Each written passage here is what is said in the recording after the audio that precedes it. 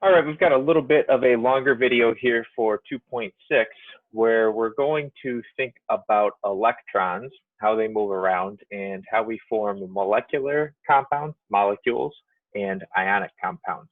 And that's what this section is all about. Right, and I just mentioned it's about electrons, right? The transfer of electrons determines how things react. Because for everything this semester and most of next semester, for those of you continuing to 1560, right, the nucleus of the atoms, which controls the identity, right, the number of protons, remains unchanged. If the nucleus itself is changing, that's nuclear chemistry, which we will talk about way down the road in chapter 21. But for right now, we're just focused on electrons and their participation in chemical reactions.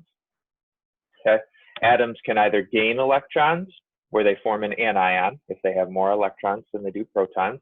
They can lose electrons to form a cation, right, positively charged, where they have more protons than they do electrons, or they can share electrons to form covalent bonds. Covalent bonds are how we form molecules, right? And then anions and cations come together with electrostatic forces to form ionic compounds. Yep. So what does this look like? Right, we've got the nucleus in the center. We have already covered how to determine the number of protons and neutrons, and then we're dealing in this section with the electron cloud. Notice here I go from neutral sodium with 11 electrons to the sodium +1 cation with only 10 electrons, slightly smaller because it has fewer electrons. But the prevailing question now is, how do I predict the charge on those ions, right? How do I know that sodium likes to form a +1 ion, for example? And again, just like we've seen in chapter 2 here, we can use the periodic table as a guide to predict the ionic charge for main group elements. So again, groups 1, 2, and 13 through 18. Okay, the transition metals in the middle are a little more difficult. But if it's those main group elements in the two towers, we can use the periodic table to predict what those are going to do. And our main group metals lose electrons. They always form cations. Okay? So main group metals lose electrons to form cations. And the number of electrons that they lose depends on what group they're in. In group 1, they lose 1 electron, so they form a +1 ion. In group 2, they lose 2 electrons, so they form a +2 cation. Okay? And the reason for this is everything wants to have the electron configuration of a noble gas. Right? These are the kings and queens of the periodic table, noble gas. That's why these other elements want to have the same electron configurations. They're very stable. They're lower in potential energy. Okay? So sodium, which has 11 electrons when it's neutral, loses 1 of them to have 10 electrons, and it has the same number of electrons as neon, right? A nice stable noble gas. Okay. And we can see that with everything in group 1 and group 2. Group 1, they lose 1 electron. Group 2, they lose 2 electrons. That's easy enough, right? How about our nonmetals? Okay, now we're looking at the other thing on the right-hand side. Our nonmetals, right, gain electrons, so they form anions. And the number of electrons that they gain is enough to be, again, equal to a noble gas. Okay? And a trick that you can do is look at the group number that they're in and then subtract 18. Okay? So everything in group 17, the chalcogens, it's 17 minus 18 is -1. Everything forms a -1 charge. Group 16, they form a -2 charge. Group 15, they form a -3 charge. Okay? And again, the noble gases that are themselves in group 18, they're already stable. Okay? So they're not going to tend to gain or lose electrons very often. So to look at one for an example, right, we take part of the periodic table with calcium here. Calcium is in group 2. So we said before that everything in group 2 forms a +2 ion. So it went from being neutral with 20 protons and 20 electrons. Okay? It loses 2 electrons. Again, remembering from the previous videos, we don't ever change the number of protons because that would change the chemical identity. So to get the +2 ion, we lose 2 electrons. We form the calcium +2 cation, which has 20 protons and 18 electrons. and that gives it the same number of electrons as the noble gas that comes before it, argon, which has atomic number 18. Another example, bromine in group 17. Okay. Neutral bromine has 35 protons and electrons. It gains 1 electron to form the bromide ion, Br minus. Now it has 36 electrons, the same number as the closest noble gas, which in this case is krypton. So a couple of tricks here, right? Moving from left to right across the periodic table. If we're looking at the far left side, the positive charges of the cations, this is really just looking at group 1 and group 2, it's equal to the group number. Okay, so group 1, they form a +1 cation. Group 2, a +2 cation. If we're on the right-hand side, we're moving from far right to far left, negative charges are equal to the number of groups that are moved left from the noble gases, a different way to think about it. So if you start in 18, you move over 1 to 17, they're forming -1. Move over again to 16, they're forming -2. 15, -3. Two different tricks. Whichever one works for you, you can remember them by. Okay. But in the middle there, in that valley of the periodic table with the transition metals, it is a little bit trickier because these guys can form a couple of different cations. Metals always form cations, but the exact charge on them is not always the same for transition metals and intertransition metals. Okay, so we'll talk about that more later on. As we see, group 1, +1, group 2, +2, over here, neutral, -1, -2, -3, and you see some of those transition metals are tricky. One other important thing to take away from this video is the existence of polyatomic ions. Okay. This is a key idea that you've got to get from chapter 2, polyatomic ions. Okay. Everything we've been talking about in this section so far are monatomic ions, which means, right, if you break it down, mon, 1, atomic, atom, ion, 1 atom ion. Okay. But there are also frequent in chemistry polyatomic ions, which means multiple atom ions. And that's when we take a group of atoms together in a molecule, but they're electrically charged overall. Okay. So most molecules are neutral. And if you hear the word molecule, it implies that it's neutral.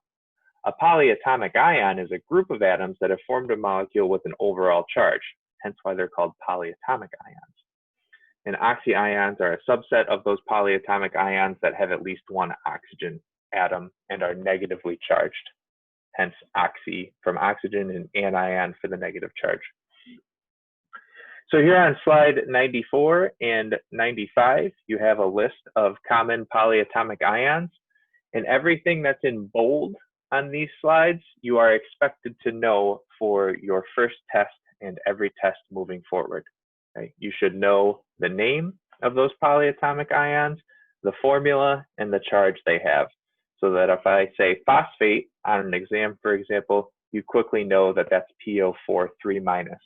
And we'll see in the last section here that knowing these is exceptionally important for nomenclature, how to name things. Okay, so notice everything here on slide 95 is bolded. You should know how to name all of those polyatomics. But if you don't want to memorize them, okay, if you do memorize them, that's fine, that's up to you. Okay, but there is also a set of rules for naming oxyanions, that subset of the polyatomics. When you have a non-metal that's come together with oxygen to form the oxyanions, you take the root name of whatever's not oxygen, and then you add the suffix ate for whatever has more oxygens, and then ite, right, so 8 and ite, smaller number of oxygen atoms gets the ite. So a trick you can remember that by is 8 gets the one with more oxygens, the larger number, because it ate an extra oxygen. And 8 and ite suffixes are not specific to the number of oxygen atoms. It's just whichever one has more or less. If you have a situation where there are 3 or more oxyanions all coming from the same nonmetal that they're bonded to, right? 8 and ite don't cut it because that only breaks it into 2. We need a unique name for each of them.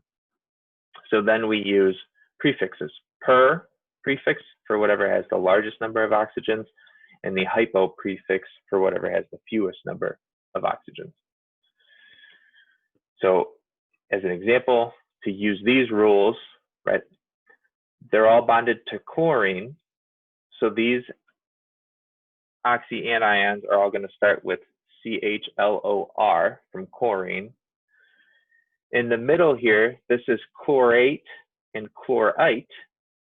Down here, ClO4 minus is perchlorate because it has the most, so it gets the 8 and the per prefix. And this is hypochlorite because it has the fewest. Yep. So know either the rules or memorize the names of all those bolded polyatomic ions. So moving forward, we know the existence of some of these things. We need to be able to predict electron behavior and charge because that determines bonding and types of chemical bonds that are formed. Okay? Because when electrons are transferred completely, we get cations and anions, and we form an ionic bond, which, as I mentioned at the beginning of the video, is an electrostatic force of attraction. When we share electrons, that's a covalent bond and forming a molecule. So we need to quickly identify these types of bonds, right, because that's how we classify our compounds. And there's actually a quick way to tell, quick and easy way to tell. If you think about having a staircase, which I've alluded to in a previous video with our metalloids, and starting here at the bottom of boron and then the staircase going to the right, you just think, am I crossing the staircase for my two things? If the two things coming together are on opposite sides of the staircase, then you're going to have something that's ionic. But if they're all on the same right-hand side of the staircase over here, then you're going to have a molecule or a polyatomic ion. Okay. So ionic compounds, right? Our metals lose electrons and form cations. We've said that already. Our nonmetals gain electrons and form anions over on the right-hand side of the periodic table. So when we have a metal and a nonmetal come together, we're transferring electrons. Right? The electrons are going from the metal to the nonmetal because the metals like to lose electrons, the nonmetals like to gain them. So that is how we come together to form an ionic compound. If we take the most common example of an ionic compound where sodium and chloride come together, right, to form sodium chloride or table salt, we have sodium, which is in group 1, so it likes to form a +1 ion. Chlorine, which is in group 17, so it likes to form a -1 anion. So we've got chlorine that has gained 1 electron. That electron came from sodium that likes to lose 1 electron. So then I form Na plus and Cl minus. They're attracted to one another because they have opposite charges. Again, that electrostatic force of attraction. So we form the ionic compound NaCl. Another example, calcium and chlorine, similar to what we had before, except calcium is in group 2, so it likes to form a +2 ion. Chlorine, we just said before, only forms a -1 anion. And when we're forming ionic compounds, the charge always has to balance out. It has to be neutral overall. So I can't have a calcium +2 and a Cl -1 and be done. Notice I need CaCl2 with that subscript 2 indicating I have 2 chlorines for every 1 calcium because I need 2 chlorines with a -1 charge each to counteract the +2 charge on calcium.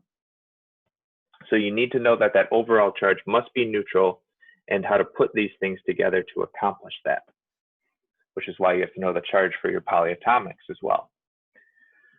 Okay.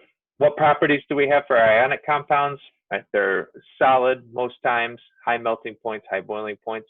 They don't conduct electricity when they're solids, but they do conduct electricities when they've been melted and they're in the molten form. And you just have to know these ionic the properties relative to molecules, which we'll finish this section with. The formulas of ionic compounds, right? They are electrically neutral overall, same charge as we've talked about before. And they have to have that ratio so the number of positive and negative charges are equal. So a harder example is putting aluminum and oxygen together. Okay. Aluminum forms a +3 cation, and oxygen forms a -2 anion. So to put those two together, the lowest common multiple between 2 and 3 is 6. So I need a +6 total from aluminum, so I need 2 of them, +3 each. And I need a -6 overall from oxygen. Because they're -2 each, I need 3 of them. So overall, right, I need Al2O3. Okay. But just be aware of the fact that these ionic compounds, right, they're not molecular formulas. An ionic compound isn't made up of a single discrete compound. It's a big structure overall, and we're listing the simplest ratio, right? When you sprinkle salt out of a salt shaker, it's not like you're getting just individual pairs of Na and Cl. It's a big chunk, but it's all a 1-to-1 ratio. And we'll elaborate more on that at the beginning of Chem 2. Some examples for you to work on here. I recommend you pause the video and try these. These are good practice for your first exam. Okay, so pause it and try to write the formula for each ionic compound. And then I'll give you the answers here momentarily, and we'll discuss these further in the review. Yep, 3 compounds here with magnesium. Magnesium is in group 2, so it always forms a +2 ion. Yep. Fluorine is in group 17. It forms a -1 anion. So to get that to be neutral overall, this would be MgF2, subscript of 2, right? MgF2. Down here, oxygen is in group 16, forms a -1 anion. So these guys come together in a simple 1-to-1 ratio. This would just be MgO, magnesium oxide. And this is the most challenging of the 3. Again, magnesium forms a +2 ion. Nitrogen forms a -3 anion. Again, the lowest common multiple is 6. So this one would be Mg3N2 with those numbers that I'm stating coming as subscripts. So make sure you know how to put these together, both with monatomic ions and, as I just alluded to, the polyatomic ions. Okay? Because we see polyatomic ions very frequently in ionic compounds. And we treat them as discrete units. So the only extra thing that we have to do, right, is to make sure that we include parentheses around the polyatomic ion. Because that's telling us when I write the formula correctly, right, that I have 2 phosphates, each of them with a -3 charge. I have to include that parentheses because otherwise that would look like PO42, right? You're never going to form something with 42 oxygens around a single phosphorus. So here, to write that, right, calcium is +2, phosphate is -3, again, a lowest common multiple of 6. So I need 3 calciums and 2 phosphates, -3 each, to be electrically neutral overall. And that's why you have to have those charges of the polyatomics committed to memory. 2 other examples for you to try here. So again, I recommend you pause the video and try that.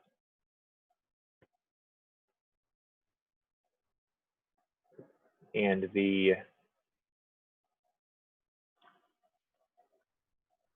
formulas we would get here, right? Sodium is in group 1, so it forms a +1 charge. So we need 2 of them to counteract the -2 charge on carbonate, which is CO3, 2-. Okay. So that's what I would write as the formula there, Na2CO3. How about for ammonium and sulfur? Okay, ammonium is NH4+. Sulfur is in group 16, so it forms, right, a -2 charge. So I need 2 of these ammoniums with a +1 to counteract that 1 sulfur. So how would I write that, right? NH4, and then I need 2 of those, so I have to put the whole thing in parentheses. NH4, 2, S is how I write that one out, ammonium sulfide.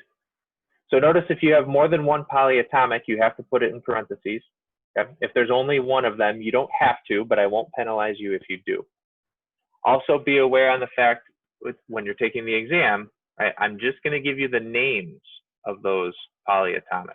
Here you've got the formulas and charges in parentheses, but come exam time, you do need to know those. Okay. And again, we can discuss those further in the review as well. Okay. So to wrap up, right, a couple of notes, things to pay attention to. Ionic compounds that have polyatomic ions do not get reduced down to an empirical formula, okay, because then that destroys the polyatomic itself. So if we take sodium oxalate for an example, oxalate is a polyatomic ion, C2O4 with a 2- charge. So this is the simplest ratio for sodium oxalate, Na2C2O4. Which you would say, okay, I can reduce that down to NaCO2, but then that blows up the C2O4 polyatomic ion, which is its own discrete unit. So we just don't reduce those if you have polyatomic ions.